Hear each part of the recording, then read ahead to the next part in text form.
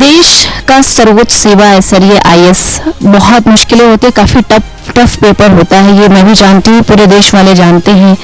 इस बीच में जो एक पेशेंस वर्ड है वो कितना इम्पोर्टेंस रखता है एक स्टूडेंट के लाइफ में?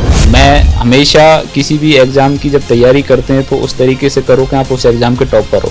सपने वो नहीं होते जो आप सोते हुए देखते हैं, सपने वो होते हैं जो आपको सोने ना दें। तो जब आप एक lower middle class family background से होते हो तो आपके ऑप्शंस वैसे ही कम हो जाते हैं। मुझे तो लगता है देश के हर एक स्टूडेंट को आईएएस सूट करता है, बशर्ते वो निकाल ले एग्जाम।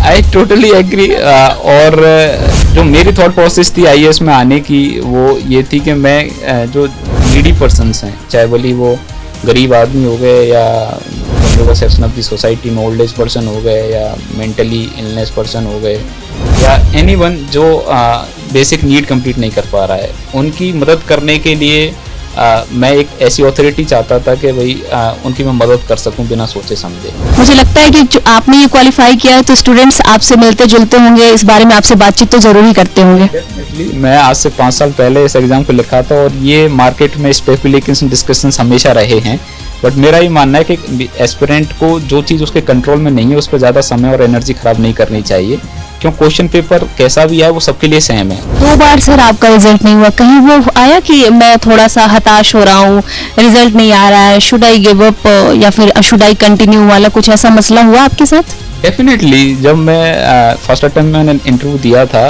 तो मैंने इंडियन फॉरेस्ट सर्विस और सिविल सर्विस दोनों के आपने 2 बार इंटरव्यूज भी दिए हैं। मैं फर्स्ट अटेम्प्ट में मेरा फॉरेस्ट सर्विस का भी प्री निकला था, सीएससी का भी प्री निकला था, और जब फाइनल नहीं हुआ तो बिकॉज जब आप तैयारी करते हो तो मैं आईआईटी में फर्स्ट अटेम्प्ट में हो गया था, तो मेरी थॉट प्रोसेस यही थी कि ये भी मैं फर्स्ट अटेम्प्ट में निकाल लूँगा, और यूपीएससी काफ़ी अनप्रेडिक्टेबल होता है, किसी को नहीं पता। तो जब फाइनल नहीं हुआ तो बड़ा डिमोटिवेशन हुआ, एंड सबसे उसका बेस्ट सॉल्यूशन यही था, सेम डे घर पे बात हुई, माताजी पिताजी ने सबने मोटिवेट किया कि आप कर सकते हो और इंटरव्यू अपीयर किया है आपने तो यू कैन डू इट। फिर मैंने अगेन जो कमियां रहीं, मेनली सेकंड अटेम्प्ट में जो फोकस किया वो टेस्ट सीरीज लगा के बेटर किया उसको। नमस्कार, आप देख रहे हैं न्यू इंडिया न्यूज नेटवर्क, मैं हूं आपके साथ सृष्टि। आज की खास बातचीत में हमारे साथ हैं गुड़गांव के एडीसी सर, बहुत बहुत स्वागत है। Thank you so much. Thank you. कहते हैं कि जब आकांक्षाएं सीमित संसाधनों से टकराती हैं तो उसका सिर्फ और सिर्फ एक ही रिजल्ट होता है, वो होता है यश पताका यानी कि कृति का झंडा। और ऐसी एक शख्सियत के साथ मैं अभी बैठी हूँ और मुझे लगता है कि इनके बारे में बहुत ज़्यादा मुझे बताने की ज़रूरत भी नहीं है। आप इनके बारे में जानना चाहते हो आप विकिपीडिया पे जाके देख सकते हैं, न्यूज़पेपर्स में देख सकते हैं, पत्रिकाओं में इनके बारे में खासा चर्चाएँ होती रहती है। Sir, today literally I am very happy कि मुझे आपसे बातचीत करने का मौका मिला। मैं कुछ चीज़ें जो बहुत आजकल के स्टूडेंट्स को फेस करनी पड़ती है या फिर जो यूपीएससी एस्पिरेंट्स है उन लोगों को किस तरह की परेशानियों का सामना करना पड़ता है या फिर क्या रणनीति होती है एग्जाम्स के लिए, प्रिपरेशन के लिए, वो तमाम चीज़ों पे डिस्कशंस करना चाहूँगी। पहला सवाल मेरा आपसे ये है कि आपकी जो पृष्ठभूमि रही है वो फार्मर पृष्ठभूमि से आप बिलोंग करते थे, उसमें भी आपने जो प्रारंभिक शिक्षा ली वो 1 to 5 तक, मुझे जहाँ तक पता चला, मैंने आपके बारे में जो इन्फॉर्मेशंस निकाले वो ये था कि आपने सरकारी स्कूल से पढ़ाई की है। एक सरकारी स्कूल से पढ़ के सीधे यहाँ आप देश के सबसे सर्वोच्च सेवा में हैं, कैसा रहा जर्नी, कैसी रही जर्नी, कैसा रहा आपका एक्सपीरियंस, ये बताएं। मेरी जर्नी मिक्स रिएक्शन रहे हैं, एंड मुझे ऐसा लगता है कि स्ट्रगल सबकी लाइफ में होते हैं, तो मेरी लाइफ में भी बहुत सारे स्ट्रगल्स रहे हैं, बट उन चुनौतियों का साहस के साथ सामना करना ही सबसे बड़ी सफलता होती है, और मैंने अपनी ज़िंदगी में बेस्ट किया है। हाँ, एजुकेशन भी मेरी जैसे सरकारी स्कूल में रही है, उसके भी कुछ प्रॉब्लम्स रहे हैं ड्यूरिंग प्रिपरेशन, आईआईटी के टाइम पे भी और आईएएस के टाइम पे भी, बट मेरा ये मानना है कि अगर आप राइट गाइडेंस के साथ और राइट कॉन्फिडेंस, डेडिकेशन के साथ तैयारी करते हो तो सफलता मिल ही जाती है। घर में कोई था जो आपके ऊपर आपको राइट वे में गाइड कर सके इस फील्ड के लिए? मेरे मैटरनल और पैटर्नल फैमिली में तो कोई नहीं है, लेकिन मेरी कॉलेज, जब मैं आईआईटी में था तो मेरी कॉलेज के कुछ सीनियर को आईएएस में हुआ था, तो उनसे मैं टच में था, तो वो मुझे गाइडेंस और इंस्पिरेशन में रहे हैं। एक मेरे मामा जी, उन्होंने एडमिनिस्ट्रेशन की तैयारी की थी, तो उनका भी काफ़ी गाइडेंस मिलता था। वो हम उन लोगों के लिए, स्टूडेंट्स के कह सकते हैं कि आप सरकारी स्कूल में पढ़ रहे हो, आप प्रारंभिक शिक्षा किसी नॉर्मल से स्कूल में ले रहे हो, तो आपके लिए यूपीएससी क्रैक करना कोई बड़ी बात नहीं है, वो डेडिकेशन और वो जो लेबर है वो सेम ही होता है सब किसी के लिए। सर, आप देखो, सबका अपना अपना स्कूल बैकग्राउंड होता है और कॉलेज बैकग्राउंड होता है, एंड हर किसी का अपना फैमिली बैकग्राउंड के चलते आप अपनी जीवन जीते हो, और ये सारी चीज़ें आपकी प्रिपरेशन में मैटर भी करती हैं, no doubt in that. But again मैं वही कहूँगा कि अगर आपको कोचिंग के माध्यम से या किसी नियर वन के माध्यम से अगर गाइडेंस मिल जाता है, और आज की डेट में तो जब इंटरनेट बहुत ज़्यादा है तो आपको कोचिंगों में online free of cost guidance available हैं, टॉपर्स की कॉपी या टॉपर्स के इंटरव्यूज़। तो एक बार राइट गाइडेंस के साथ अगर आप खुद से भी सेल्फ डिसिप्लिन हैं और डेडिकेटेड हैं, तो आपकी चुनौतियां जो हैं वो बहुत बड़ा ऑब्स्टेकल क्रिएट नहीं करेंगी। दिक्कत ज़रूर आएंगी, लेकिन जैसे बोलते हैं कि कोई इम्पॉसिबल इटसेल्फ सेज का इम्पॉसिबल, तो चीज़ें मुश्किल हैं लेकिन नामुमकिन नहीं। देश का सर्वोच्च सेवा है सर ये आईएएस, बहुत मुश्किलें होती है, काफ़ी टफ पेपर होता है, ये मैं भी जानती हूँ, पूरे देश वाले जानते हैं। इस बीच में जो एक पेशेंस वर्ड है वो कितना इम्पोर्टेंस रखता है एक स्टूडेंट के लाइफ में? डेफिनेटली, स्पेशली अगर यूपीएससी की बात करूं तो pre cum mains 3 phases stage होती हैं, और मेंस में फिर 9 पेपर होते हैं, और हो सकता है कि आपका फर्स्ट अटेम्प्ट में ना भी हो, तो आपको पेशेंस बहुत ज़रूरी है, और नॉट ओनली कम्पिटिटिव एग्जाम्स में, इन जनरल लाइफ में भी बहुत ज़रूरी है चीज़ें। लेकिन अगेन मैं वही कहूँगा कि अगर आप राइट गाइडेंस के साथ तैयारी कर रहे हो तो आपको सफलता मिल जाती है, और अगर कुछ गलतियाँ हो रही हैं तो उन पे आपको वर्कआउट करना होता है। हाउएवर मेरी जो थॉट प्रोसेस है वो हमेशा पॉजिटिव एटीट्यूड के साथ रही है। मैं हमेशा किसी भी एग्ज़ाम की जब तैयारी करते हैं तो उस तरीके से करो कि आप उस एग्ज़ाम के टॉप करो। रिजल्ट में चाहे भले आप फेल हो जाएं, लेकिन आपने अपना 100% दिया, उसका आपको सेटिस्फेक्शन होता है। तो पॉजिटिव एटीट्यूड के साथ, पॉजिटिव एनर्जी के साथ अगर आप राइट गाइडेंस और डेडिकेशन के साथ काम करेंगे तो आपको सफलता ज़रूर मिलेगी। एंड मेरा हमेशा एक मानना है कि आप ज़िंदगी में सपने बड़े देखो, और एक बार बड़ा सपना देख लिया तो उसको अचीव कैसे करना है उस पर वर्कआउट करना है। जैसे बोलते हैं ना, सपने वो नहीं होते जो आप सोते हुए देखते हैं, सपने वो होते हैं जो आपको सोने ना दें। हाँ, और मेरा हमेशा से बिलीव है, उदाहरण के लिए जब मैं अपना कैरियर चॉइस कर रहा था कि मुझे क्या करना है लाइफ में, तो जब आप एक lower middle class family background से होते हो तो आपके ऑप्शंस वैसे ही कम हो जाते हैं। आपको अगर कम उम्र में या कम समय में सफलता पानी है तो एकेडमिक एक ऐसी चीज़ है जिसमें कहीं ना कहीं रिजल्ट आने की सर्टेनिटी है अगर आप मेहनत करते हो तो।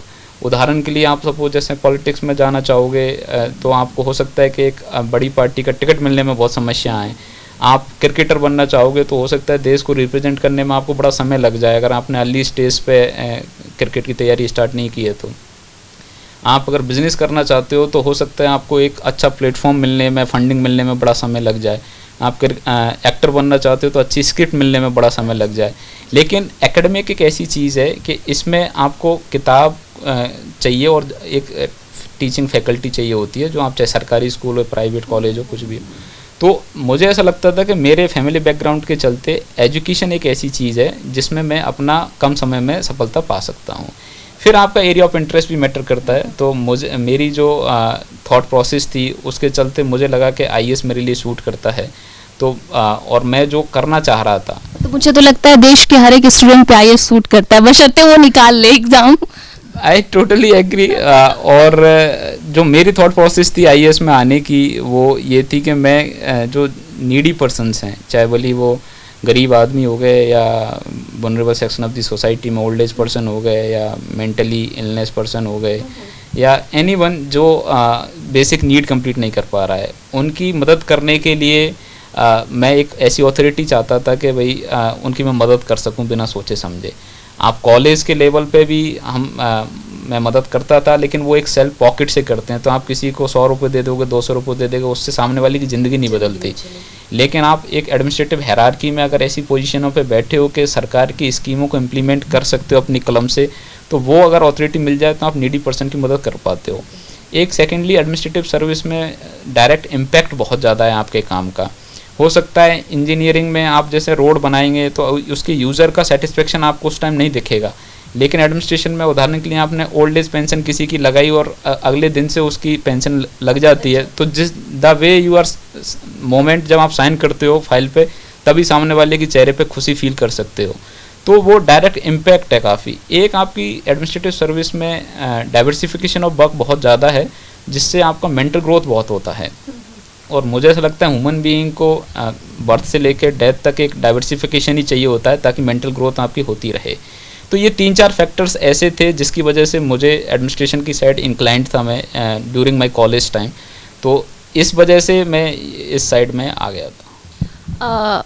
अगला जो मेरा सवाल है सर, वो एज ए मीडिया पर्सन मैं आपसे नहीं करना चाहूँगी, as a curiosity of a student ये क्वेश्चन रहेगा मेरा आपसे कि कई दफ़ा ऐसा होता है कि अगर आप यूपीएससी के लिए प्रिपरेशन कर रहे हो तो आपके मेंस वाले जो सेक्शन होता है वो आप उसके लिए मेंटली प्रिपेयर हो, प्रॉब्लम जो आती है कहीं ना कहीं प्री में आ जाती है, तो प्री नहीं निकल पाना फिर स्टूडेंट के लिए कितना मुश्किल होता होगा, ये अब मैं चाहती हूँ क्योंकि आजकल मैं देख रही हूँ स्टूडेंट सबसे ज़्यादा इसी प्रॉब्लम को फेस कर रहे हैं। They are very good in literature, वो अच्छा लिख लेते हैं, उनकी राइटिंग स्किल्स बहुत अच्छी है, लेकिन उनकी प्री जो है वो क्वालिफाई नहीं हो पा रही है, तो कई तरह की परेशानियाँ आ रही हैं। इस बारे में सर आपका क्या कहना है? डेफिनेटली आज का प्रीलिम्स बड़ा डाइसी हो गया है, इसमें 2 पेपर हैं सीसेट के और जनरल स्टडीज़ के। सीसेट इज़ क्वालिफाइंग, तो जनरल स्टडीज़ में जो नेचर ऑफ क्वेश्चंस हैं वो थोड़े से इतने टफ लेवल पे आ गए हैं या इतने सब्जेक्टिव आ गए हैं कि आपके छोटी सी गलती से क्वेश्चन गलत हो जाता है।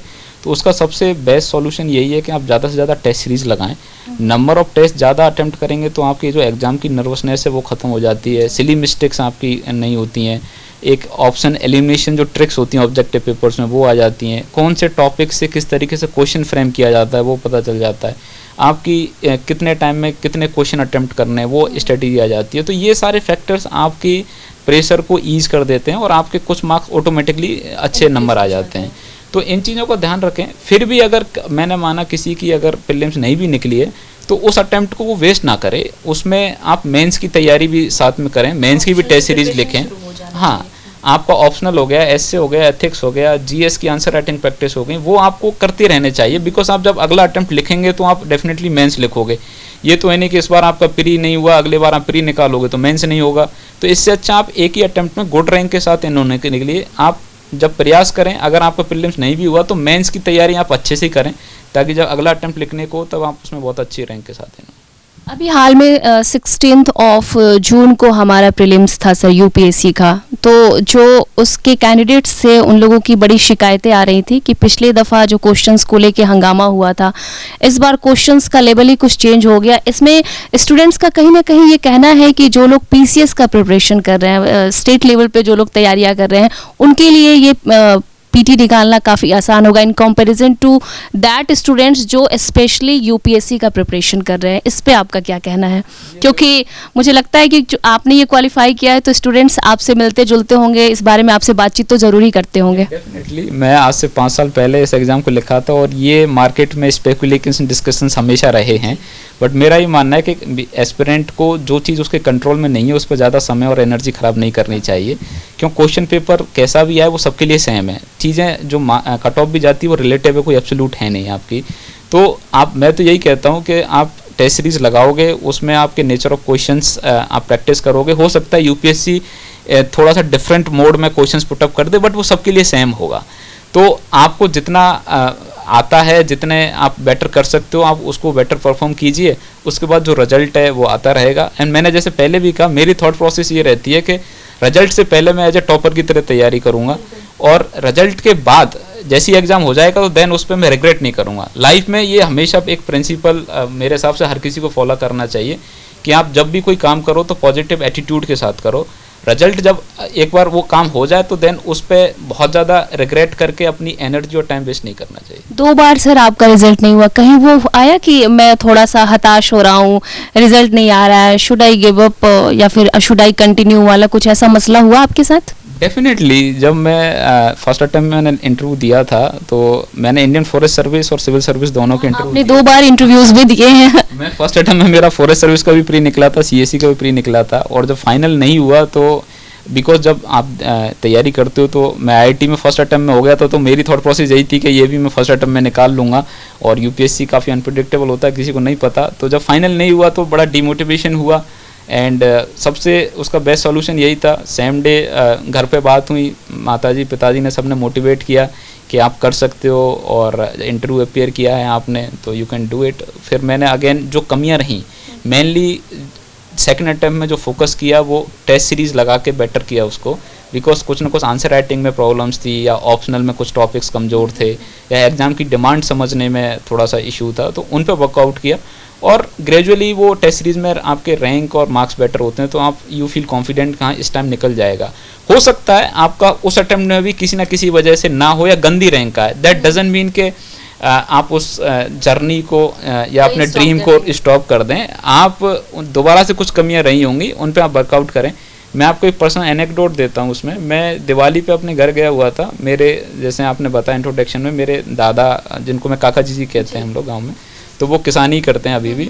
तो मैं बड़ा मायूस सा था, तो मेरे काका ने पूछा कि बेटा क्या हो गया, कैसे मायूस है, क्या चल रहा है लाइफ में। तो मैंने उनको बताया कि काका मेरे टेस्ट में नंबर नहीं आ रहे हैं, टेस्ट सीरीज़ में, मुझे लगता नहीं मेरा IAS निकल पाएगा।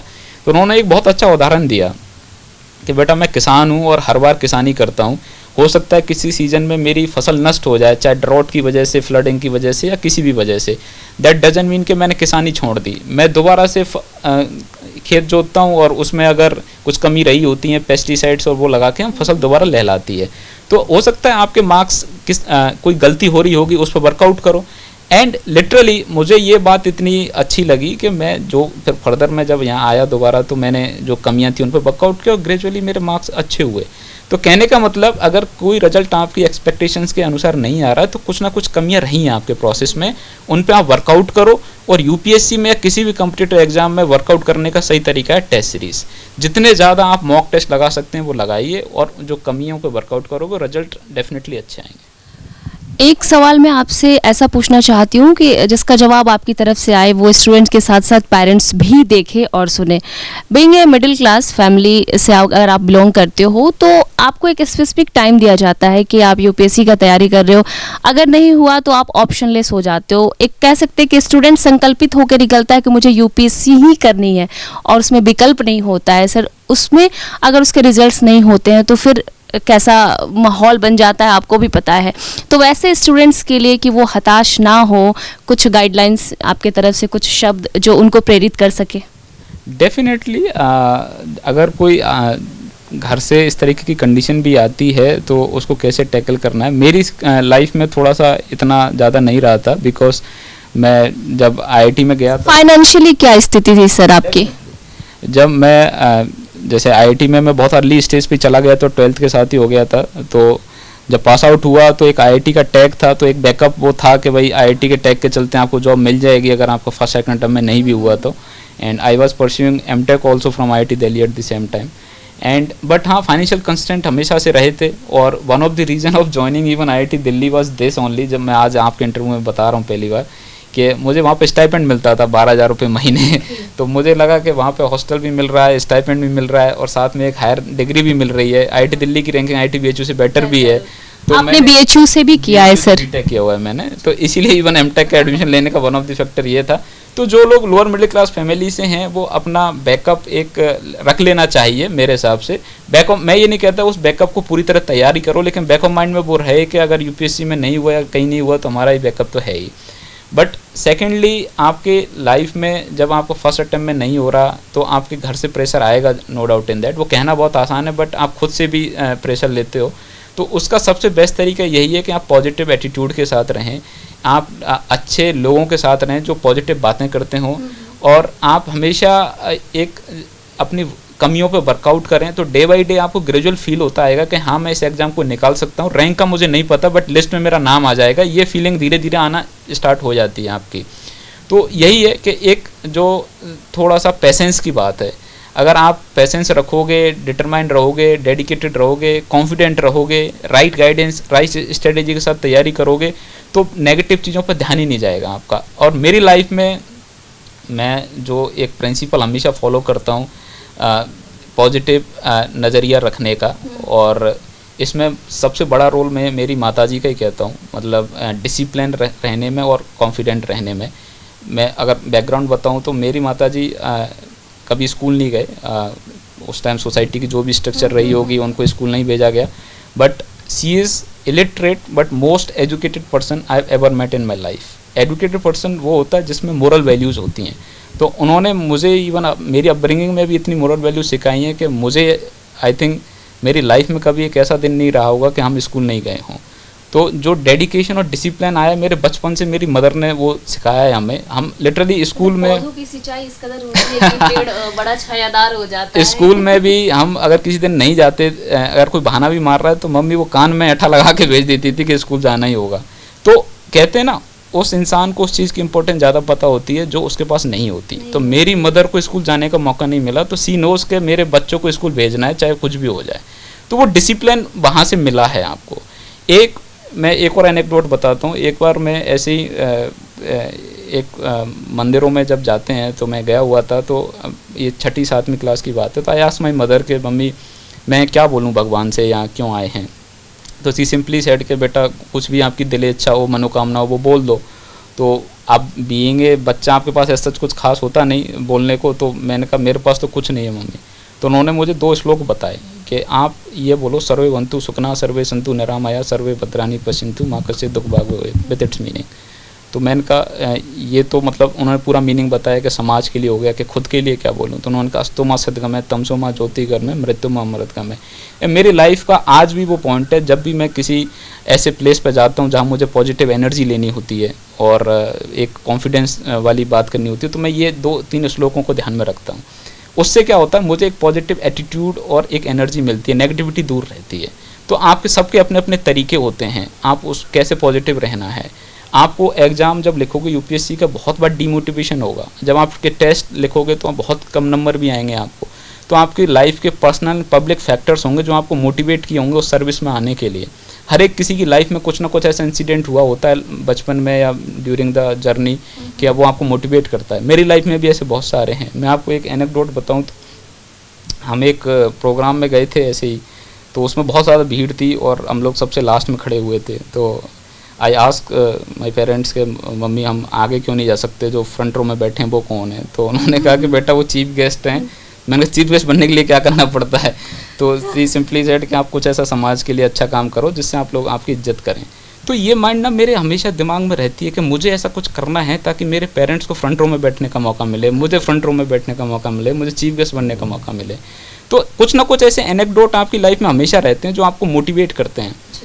मैं जब कॉलेजों में जाता था तो काफ़ी बार देखते हैं कि पब्लिक प्लेसेस पे ऐसे लोग, आज भी आप जाओगे बस स्टैंड रेलवे स्टेशन पे लोग मिल जाएंगे जिन्होंने आज शाम का खाना खा लिया तो सुबह के खाने का नहीं पता, घर पे छत नहीं है। उनको आप कुछ मदद करना चाहो तो आप कर नहीं सकते बिकॉज आपकी पॉकेट में इतना पैसा नहीं है। तो एक थॉट प्रोसेस रहती थी कि यार इनके लिए कुछ करना है। तो जब भी डिमोटिवेशन होती थी तो ये थॉट प्रोसेस हमेशा माइंड में आते थे जो आपको एनर्जाइज करते हैं। तो इस तरीके की थॉट प्रोसेस रखें, अच्छे एटीट्यूड के साथ रहें, पॉजिटिव एनर्जी के साथ रहें, तो डेफिनेटली डिमोटिवेशन और ये चीज़ें नहीं आती। आपके बारे में जितना मैं पढ़ सकी हूँ, जान पाई हूँ सर, आपका जो फील्ड रहा एजुकेशन का, मुझे लगता है वो इंजीनियरिंग से ज़्यादा ही प्रभावित रहा।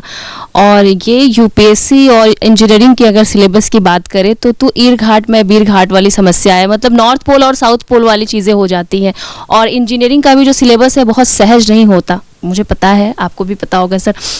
तो उस बीच में कैसे मैनेज किया सर आपने? इंजीनियरिंग के दरमियान कैसे ये आपको ये चौक कर गई बात कि I should be in the administrative services? कैसा रहा ये सब कुछ? नहीं, ये बहुत बढ़िया क्वेश्चन है आपका। मैं जैसे बताया कि एलिमेंट्री एजुकेशन मेरी सरकारी स्कूल में रही है, तो कैरियर काउंसलिंग मेरी लाइफ में कुछ रहा नहीं। 10th में जब अच्छा परसेंटेज आया तो रिलेटिव्स और पेरेंट्स ने बोला उस टाइम कि भाई या तो आईआईटी में चले जाओ या, वो एक्चुअली दैट टाइम इंजीनियरिंग को लेके था, हुआ होता है पेरेंट्स के मन में। मैंने उस टाइम मुझे मैथ में 100/100 नंबर थे, तो उन्होंने कहा ठीक है तुम आईआईटी में चले जाओ। तब तो ऐसा भी होता था कि किसी बच्चे ने कह दी कि मुझे यूपीएससी का प्रिपरेशन करना है, तो ऐसे पेरेंट्स देखे पागल हो गए हो क्या, यूपीएससी हो पाएगा तुमसे? तो ये सारी चीज़ें रही हैं। जी, I went for IIT preparation और वहाँ आईआईटी में हो गया तो मेरा इंजीनियरिंग कंप्लीट हो गया इस तरीके से।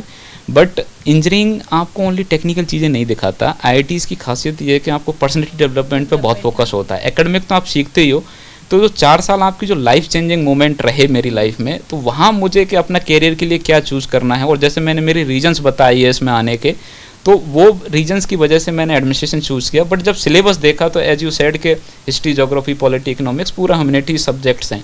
But one good thing about is के मैंने इंजीनियरिंग पूरी पढ़ी हुई थी और हिस्ट्री, ज्योग्राफी मैंने स्कूलों में, सरकारी स्कूल में क्या पढ़ा मुझे याद नहीं था।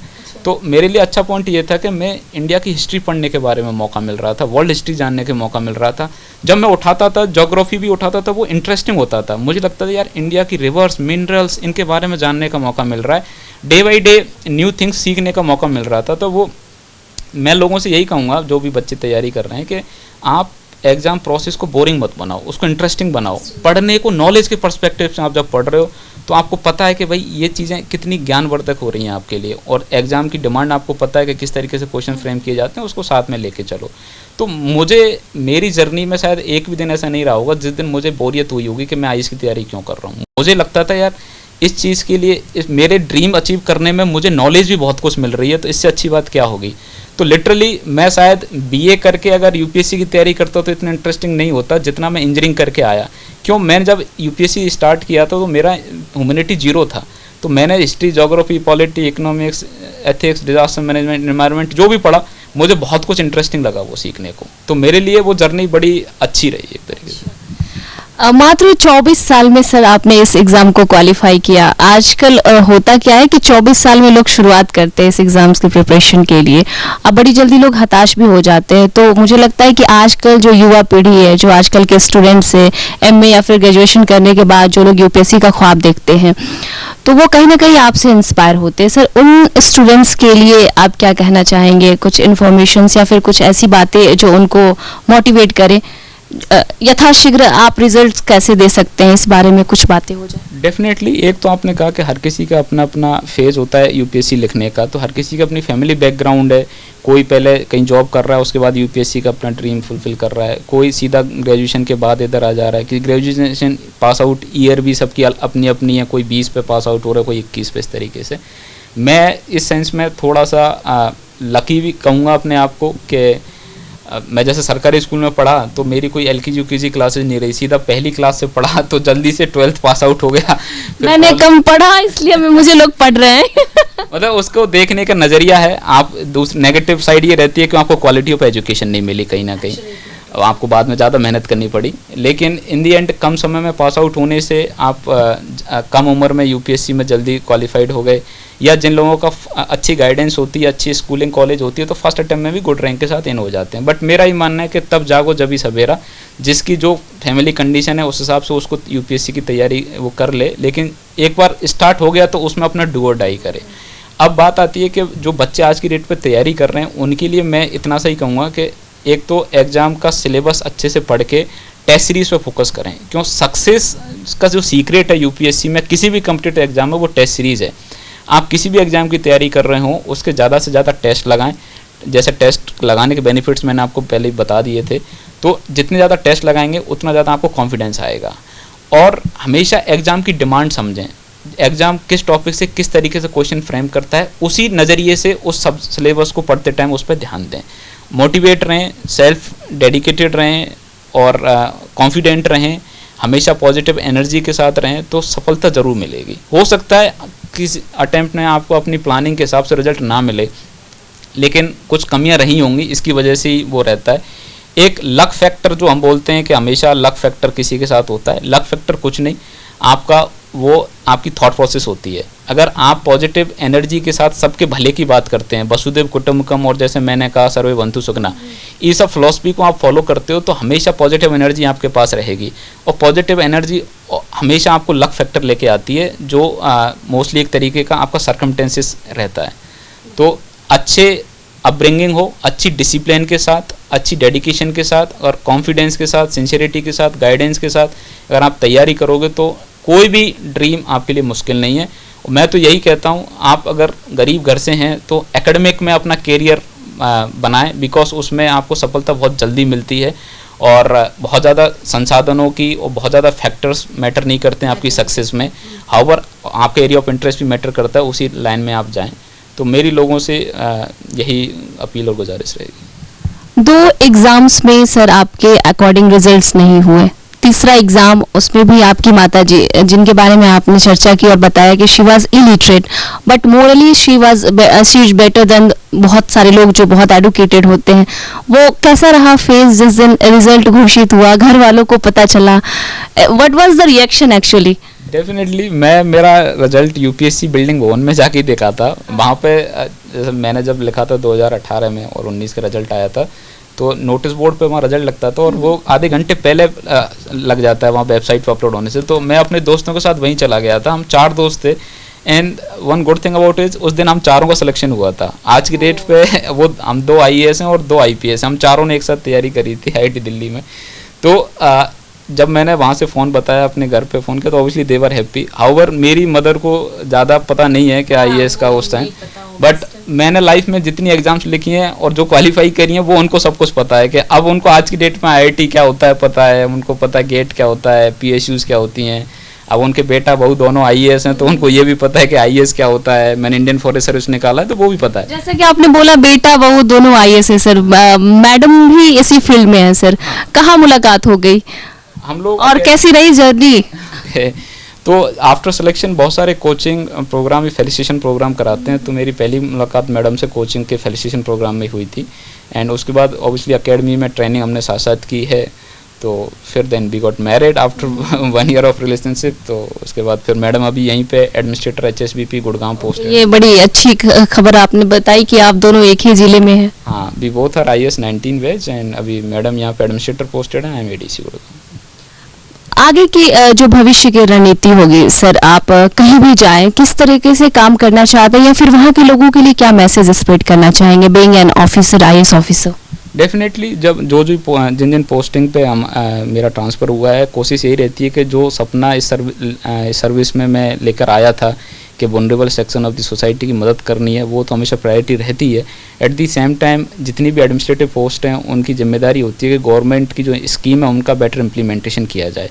तो मेरी कोशिश यही रहती है कि जिस चेयर पर मैं बैठा हूँ उसके साथ जस्टिस कैसे किया जाए और जिस ज़िले में पोस्टेड हूँ या जो जिम्मेदारी की गई है उसको नंबर 1 कैसे बनाया जाए।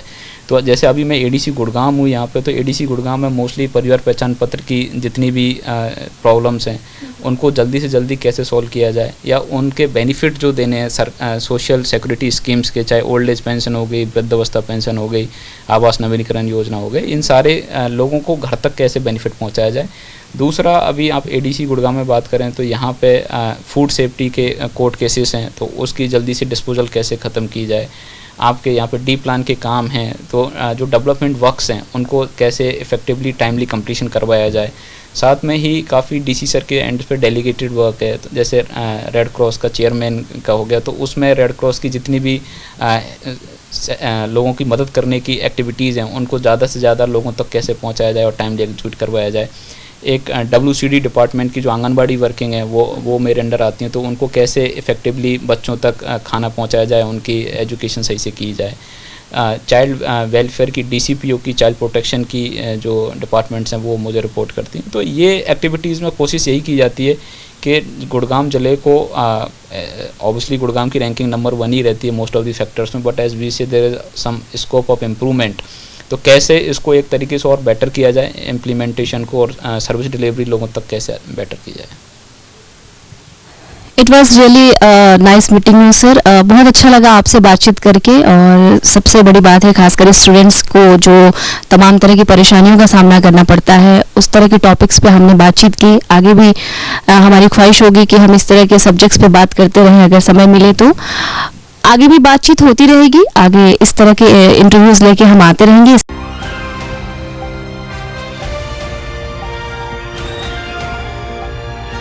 दिल्ली, हरियाणा, उत्तर प्रदेश, राजस्थान की हर खबर के साथ देखते रहिए न्यू इंडिया न्यूज नेटवर्क।